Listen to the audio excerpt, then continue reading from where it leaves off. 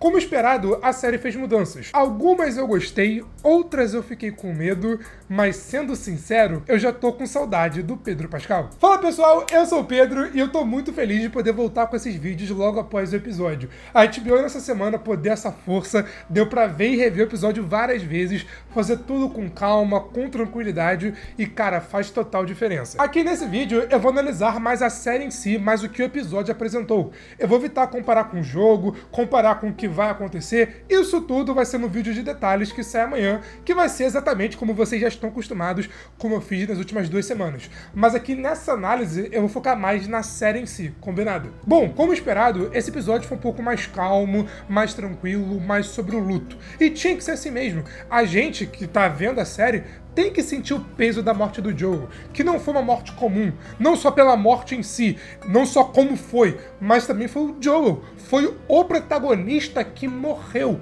que foi brutalmente assassinado no segundo episódio de uma temporada que tá bem longe de acabar.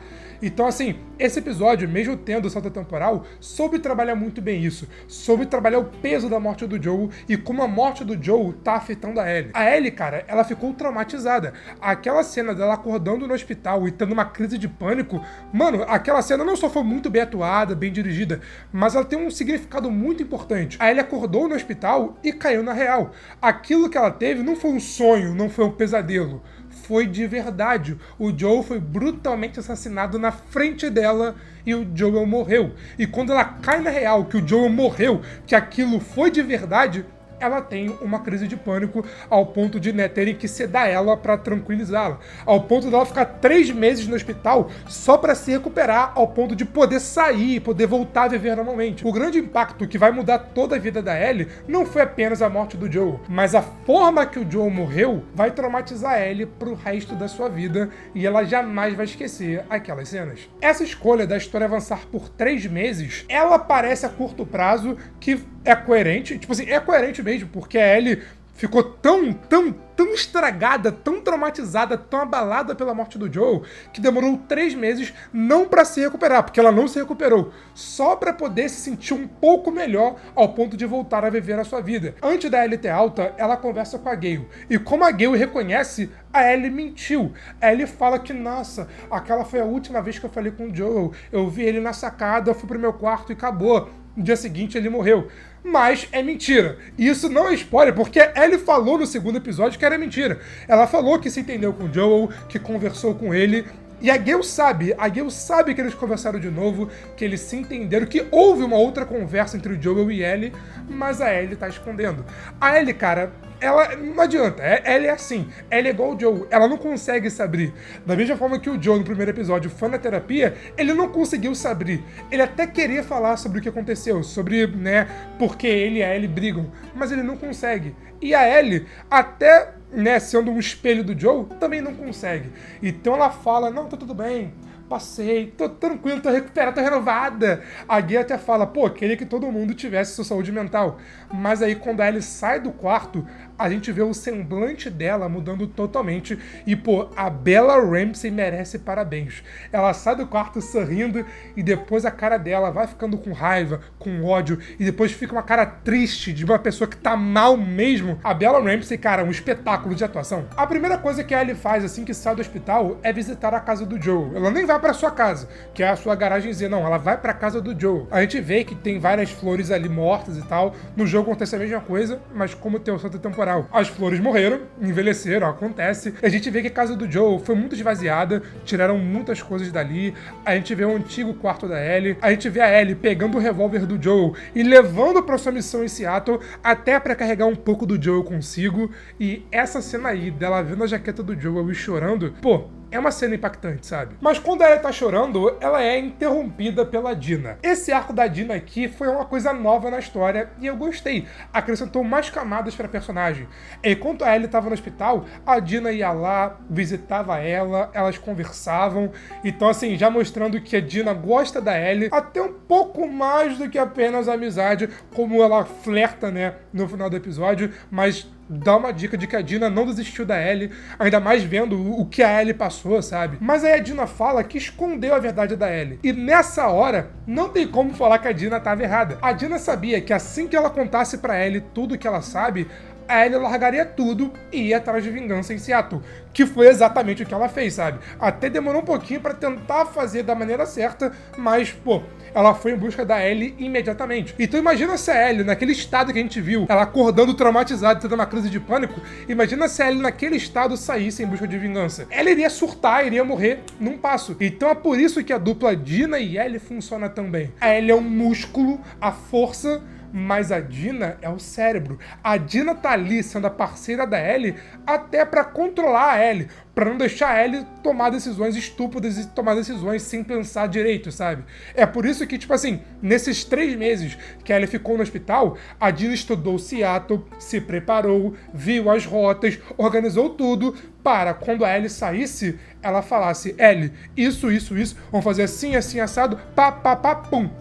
Foi exatamente o que aconteceu. E, cara, eu tô gostando muito dessa nova Dina, sendo bem sincero. E outra coisa maneira que a série acrescentou é que, pelo fato da Dina ter estado naquele momento, dela ter estado com o Joe quando tudo deu errado, isso também acrescenta na motivação dela. Como ela falou naquela conversa: cara, eu também amava o Joe também era importante pra mim. Então ela não tá só acompanhando a Ellie porque, né, as duas têm interesses, mas sim porque ela também quer a sua vingança, ela também quer se vingar do que ela passou. Essas camadas que eu tô acrescentando pra Dina são bem interessantes, sabe? E a Ellie sabe, ela sabe que a Dina tava certa, que a Dina sempre tá certa, aliás, melhor dizendo, sempre está certa. Só que ela é muito orgulhosa pra admitir e falar pra Dina, sabe? As duas até tentaram pedir ajuda da Maria, do Tommy, pra mandar um pessoal pra ir com as duas, mas como elas não tiveram ajuda, elas não ficariam paradas ali só reclamando, não. Botaram a mão na massa e as duas foram juntas na cara e na coragem.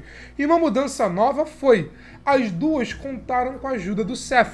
Essa cena do Seth tendo redenção ali com a Ellie e a Dina não tem no jogo. Porque assim, no primeiro episódio, o Seth foi babaca, foi homofóbico, foi um idiota e pagou o preço. Ele pagou o preço sendo empurrado pelo Joe, passando vergonha, e também agora tá andando mancando, tá andando de bengala, e aquela vai ser uma noite que ele nunca mais vai esquecer. Se ele esquecer, é só, né, ele olhar pra baixo e ver como é que tá o seu pé. No segundo episódio, ele se desculpa com a Ellie, mas é aquela cena tipo, pô, minha mãe mandou te pedir desculpas, então desculpa. Tipo, aquela desculpa mais forçada, sabe? Mas agora, nesses 3 meses, tem aqui a virada. O Seth não só defendeu a Ellie durante a reunião, e aquela cena eu achei muito boa, vou comentar daqui a pouco sobre ela, como agora, quando a Ellie precisou da sua ajuda, ele apareceu e a ajudou, sabe? Ajudou ela e a Dina. Esse arco não tem no jogo e eu achei muito coerente pelo que a série trabalhou até agora. Dentro das circunstâncias da série, a Ellie precisava de ajuda. Ela precisava de suprimentos, de comida, de ter como se sustentar. Não tinham como elas pedirem ajuda diretamente na Maria, porque, né, se a Maria soubesse, se o Tommy soubesse, iriam barrar as duas. Mas aí que entra a importância da Dina. Se a Ellie fosse sozinha, a Ellie estaria ferrada. Mas com a Dina ali, a Dina conseguiu falar com o Seth, fez um bem bolado e, né, deu tudo certo, tanto que o Seth conseguiu se redimir com as duas e as duas, né, foram pra Seattle com suprimentos. Então essa foi uma coisa nova aqui na série que eu gostei. Outra coisa nova que eu gostei nesse episódio foi que mostrou que, cara, de Jackson até Seattle não é tipo 1 quilômetro, não, é longe pra caraca. E no meio desse caminho, a Ellie para e vê o túmulo do Joel. Essa cena aí, cara, foi forte. E ela deixando o café ali pro Joel, nossa, mano. Aliás, eu vou comentar mais no vídeo de detalhes, obviamente, né, mas, pô, eles tiraram o nome do Pedro Pascal da abertura e tiraram o Joel da abertura, caraca, maluco. Vacilo, velho, vacilo. Eu comentei isso no vídeo da semana passada. Assim, eu não tinha visto o episódio na época, não tinha nem porque eu dei um spoiler, assim, não sou imbecil. Então, assim, eu acertei naquela minha teoria e papo reto, partiu o coração, cara. Mas uma coisa que une meu coração é você deixar um like aqui nesse vídeo, pô, dá essa força, e se você é novo aqui no canal, se inscreva aqui embaixo e ative o sininho pra ajudar a gente a bater a marca de 300 mil inscritos. Eu tô com a meta até o dia 31 de maio, mas, pô, com a sua ajuda, a gente não só vai chegar lá, como pode chegar lá até antes. Então, pô,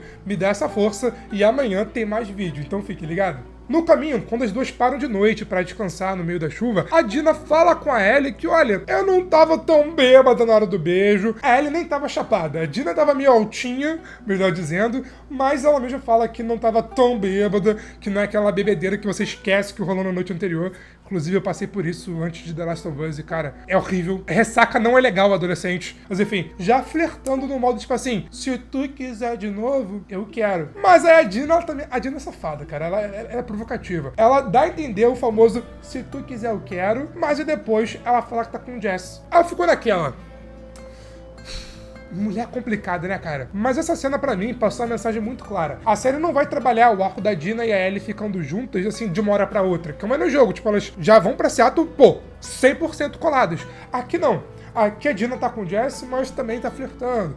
Então, tipo, vai ser algo que vai ser construído aos poucos, vai ter camadas, vai ter desenvolvimento, o que pode ser bem interessante. Quando Ellie e Dina chegam em Seattle, logo de cara, o que mais me chamou a atenção foi a feiura da cena. Tá feio demais, cara. E quando a câmera foca nas duas ali, nossa, tá feio demais. Eu até chequei pra poder ver se, tipo, a versão que eu vi é realmente a versão final ou se melhoraram. Mas não melhoraram não, cara. Tá feio. Tá feio. Mas enfim, deixando a feiura da cena de lado, lá em Seattle, elas vão ver que o osso vai ser duro de roer. E eu gostei que antes delas chegarem, a série já mostrou isso pras duas. Porque no começo, ali na casa do Joe, elas estavam até subestimando. Não, vai ser, tipo, só eu e tu. A gente mata eles ali tranquilo, sem nenhum estresse. Mas antes delas chegarem em Seattle, elas já cai na real que subestimaram a Abby, subestimaram a WLF e que, na verdade, vai ser muito difícil e elas estão ferradas. Então essa cena eu achei bem legal pra logo já mostrar pra elas: não subestimem o seu adversário, vocês vão agora pra um local totalmente novo que vocês não conhecem e o inimigo tá muito bem armado e também tem muita gente disponível. Tem um exército, basicamente, da WLF, como a gente vê no final do episódio. Então, gostei disso. Agora, no presente, não existem mais vagalumes, mas também existem outros grupos que se rebelaram contra a Fedra, como os Lobos da WLF e também os Serafitas. Eu vou comentar mais no vídeo de detalhes que vai ser sobre isso, mas basicamente, os Lobos são um grupo mais militar, mais armado, tipo, que tem carros, sabe? Que tem um grande poder bélico, enquanto o outro grupo, os Serafitas, são um pouco mais primitivos. Os dois grupos vivem em rixa, vivem toda hora brigando, atacando um ao outro, e um grupo que a gente acompanhou no meio desse episódio, ele tentou fugir dessa briga, tentou fugir disso tudo e, né, tentar seguir uma vida tranquila, sem ficar nessa pressão de, pô, é um lobo, eu tenho que matar, e vice-versa. Mas aí, no meio da fuga ali, eles foram emboscados e acabaram morrendo. Mas só pra vocês verem o tamanho da briga que é WLF contra os Serafitas. Agora, se Seattle tá cheio de lobos, Serafitas, uma coisa que não tem em Seattle é o Tommy. E assim, pelo menos por enquanto, eu tô com medo, sendo bem sincero com vocês. De novo, eu não quero dar spoilers, mas no jogo, tipo, nessa mesma hora, o Tommy também sai em busca de vingança contra o Joel. E aqui na série, eu não sei se isso vai acontecer. Sem explicar os motivos, se o Tommy não sair de Jackson, não sair e ir pra Seattle, isso vai causar um efeito em cascata, uma bola de neve que vai afetar o fim da história. E aí, eu fiquei com medo. Voltando um pouco no episódio, a gente abre ali com o Tommy vendo o corpo do Joel. Como o Tommy ficou ali, né, pra defender Jackson, ele não esteve presente naquele momento. Então ele abre ali, vê a cara do Joel totalmente arregaçada, dá pra ver o baque, né, que o Tommy sente vendo tudo aquilo. O Gabriel Luna, pô, atua muito bem nessa cena. E quando ele fala que o Joel agora tá com a Sarah, pô, assim, outra cena de partir o coração. Agora, quando depois a Ellie vai pedir ajuda pro Tommy, dizendo que se fosse ao contrário, se fosse com o Tommy ou com a Ellie, o Joel estaria nesse momento já indo pra Seattle, e o Tommy diz que não, eu discordo. Eu discordo do Tommy, porque assim, o Joel, ele sempre foi leal à sua família. Ele sempre buscou justiça. O Joel é um cara que foi muito afetado por tudo que aconteceu, especialmente pelo trauma da morte da sua filha. E a gente viu um exemplo disso com a Ellie na primeira temporada. Só do Joel saber que a Ellie poderia morrer, ele matou todo mundo. Então assim, se a Marlene tivesse matado a Ellie, o Joel teria feito a mesma coisa. Ele teria matado todo mundo porque mataram a Ellie. O Tommy falar que o Joel não faria o que a Ellie quer fazer por ele é mentira, tá? Mas ao mesmo tempo que eu discordo do Tommy, a série também trabalhou que o Tommy quer vingança. Ele quer vingar a morte do Joel, mas ele quer fazer isso da maneira certa. Não só pegar um cavalo, uma arma e sair de forma irresponsável. Não, ele quer fazer da maneira certa. No jogo também é a mesma coisa, sabe? E tipo, diferente aqui na série, eles criam um tribunal pra avaliar se vale a pena ou não vingar a morte do Joel. E essa cena, cara, eu achei muito interessante, porque todos ali têm pontos muito bons. Porque falando do pessoal que é contra mandar um bonde pra ir atrás do Joe, cara, faz sentido. Porque, beleza, o Joe era alguém muito querido, alguém muito importante, alguém muito amado, mas é uma pena que enquanto o Joe morria, dezenas de pessoas também morriam. Não faz sentido, tipo, o Jackson ficar vulnerável, mandar os seus melhores homens para vingar apenas uma pessoa. Falando da forma geral, tá? Não dando a minha opinião, mas sendo imparcial aqui nessa análise. Realmente, na ponta do lápis, não faz sentido. Jackson tá se reerguendo ainda. Não faz sentido eles se enfraquecerem para vingar apenas uma pessoa. Fora que eles não sabem quem são os inimigos. E se eles mandarem 15 dos melhores homens para tentar matar os inimigos, isso causar uma guerra maior contra a WLF, e a WLF, sim, se quiser, pode invadir e acabar com Jackson, porque eles são mais poderosos do que Jackson. Por um lado, não faz realmente sentido mandarem um bondão pra ir atrás pra vingar o Joe. Mas também do outro, não dá pra ignorar o que aconteceu. Dezenas de pessoas morreram por conta de infectados. Já se vingou, você matou o infectado, sabe? Mas o Joe não. O Joe foi morto por um grupo forasteiro que invadiu a área de Jackson e matou um membro muito importante do grupo. Assim, não apenas matou, deu um tiro na cabeça, como humilhou, torturou e maltratou, para depois matar. Então, assim, olha o precedente que isso causa. A WLF pode ver isso, que, olha, a gente foi lá em Jackson, tem uma comunidade muito grande, muito próspera lá, a gente matou um dos líderes na maior facilidade e não aconteceu nada. Então vamos reunir mais homens e vamos invadir aquele lugar pra gente tomar aquele lugar, já que eles são um bando de bundões que não vão fazer nada, sabe? Então, olha a mensagem que você não fazer nada pra vingar a morte do Joe acaba trazendo, deixando de lado o jogo. Eu entendo a Maria e o Tommy quererem ouvir a voz de todos, né, pra fazer, de fato, né, uma democracia. Mas, pô, a Maria e o Tommy como líderes, beleza, não precisa mandar 16, mas não apoiar a Ellie e ir atrás de vingança, e não colocar pelo menos 2 pessoas pra acompanhar a Ellie e a Dina pra ajudar, aí é sacanagem. Porque eu tenho certeza que se fosse o Tommy, se o Tommy tivesse morrido, a Maria daria todo o apoio pro Joe fazer a mesma coisa que a Ellie tá fazendo. Isso tudo foi antes deles saberem que a Ellie de fato foi embora com a Dina pra ir pra Seattle. Agora, depois que eles souberem, será que a Maria não pode mudar de ideia? A Maria e o Tommy se reunirem e falarem, olha, vacilamos, e mandar pelo menos 2 pessoas, porque assim, o Jesse vai ser de Jackson, não é spoiler, tá no trailer, tá? Pelo amor de Deus, tá no trailer. O Jesse vai. Não sabemos se ele vai por conta própria, se ele vai se sentir culpado e vai atrás das 2, especialmente que agora ele voltou com a Dina de certa forma. O Tommy e a Maria vão mandar o Jesse junto, ou se o Tommy vai com o Jesse, tipo, olha, você procura de um lado e eu procuro de outro. Não sei como é que vai ser. Eu acredito, até pelo fato de já saber que o Jesse vai sair de Jackson, que a Maria vai fazer alguma coisa pra desfazer a cagada que ela fez. Beleza, sabemos pelo trailer que o Jesse vai sair de Jackson. Show de bola. Mas e o Tommy? Como eu disse, se o Tommy não for, isso vai acabar criando um furo na história que vai afetar o final dela. O que eu acho, se o Tommy não sair, isso vai ser uma cagada muito grande. Mas a série tem a chance de desenvolver de maneira melhor essa saída do Tommy. Por que eu digo isso? Porque o Tommy saindo, ele tem muito mais a perder. Porque o Tommy agora, ele é líder de Jackson, tá ajudando a reerguer a cidade e também não só é marido, como também é um pai. Ele vai pra Seattle sem conhecer Seattle, sem saber dos perigos que ele pode enfrentar. Então imagina se o Tommy sai desesperadamente em busca de vingar a morte do Joe e morre. O seu filho vai ficar sem pai. A sua esposa vai ficar viúva. Então, assim, o Tommy tem muito a perder nesse momento. Então a série, ela pode trazer um drama, uma profundidade muito maior pro Tommy realmente sair. Eu acho que ele tem que sair. Realmente, eu acho que tem que sair. Mas a série pode desenvolver essa parte pra, tipo, trazer uma carga dramática muito maior pra saída do Tommy e agregar aqui a história. Eles têm potencial pra isso. E eu espero que eles façam isso. Bom, eu gostei do episódio. Claro, não foi meu favorito e nem foi um dos que eu mais gostei aqui da série. Claro, né? Mas também nem tinha como ser, porque a proposta do episódio foi mais trabalhar o luto e as consequências do segundo episódio. Então, foi de fato um respiro, um setup pro que vai acontecer a partir do próximo. E também, de verdade, eu quero ver a Ellie psicopata. Eu quero ver a Ellie matando gente e, assim, que a série mostra a Ellie se perdendo no caminho pra vingança. Porque é isso que se trata o jogo. A vingança nunca é plena, ela mata a alma e envenena. Então, assim, eu espero que a série saiba trabalhar isso. Que não seja, tipo assim, olha, a Ellie matou 10 pessoas, mas a gente não vê ela fazendo isso. A gente só vê os corpos mortos e ela andando. Pô, tá de sacanagem. A minha expectativa é que no próximo episódio a gente tenha mais são mais infectados e, assim, vai ser diferente, é fato. E eu espero que seja tão bom quanto o jogo. Não sei se vai ser melhor, mas se for tão bom quanto, aí eu tô satisfeito. Agora eu quero saber o que você achou desse episódio e também qual é a sua nota de 0 a 10.